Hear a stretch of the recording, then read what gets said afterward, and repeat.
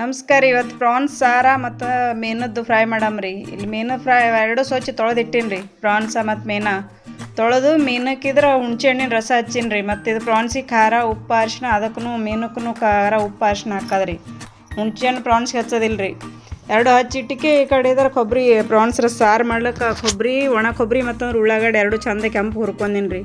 ಅದು ಮೀನ ಫ್ರೈ ಮಾಡ್ಲಿಕ್ಕೆ ಮೀನಕ್ಕೆ ಸಣ್ಣ ರವೆ ಶಿರಾ ಮಾಡ್ತೀವಿ ನೋಡ್ರಿ. ರವೆ ಮತ್ತು ಅಕ್ಕಿ ಹಿಟ್ಟು, ಅರಿಶಿನ, ಖಾರ, ಸ್ವಲ್ಪ ಉಪ್ಪು ಎಲ್ಲ ಮಿಕ್ಸ್ ಮಾಡಿ ಅದ್ರಾಗ ಎದ್ದು ಫ್ರೈ ಮಾಡೋದ್ರಿ. ಅವು ಫ್ರೈ ಆಗತ್ತೆ ಈ ಕಡೆ ಪಾಣೆ ಹೊಡಮ್ರಿ.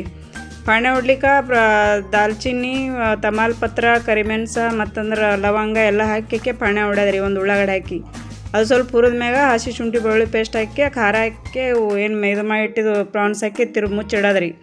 ಅವು ನೀರು ಬಿಡತನ ಕುದಿಸೋದ್ರಿ.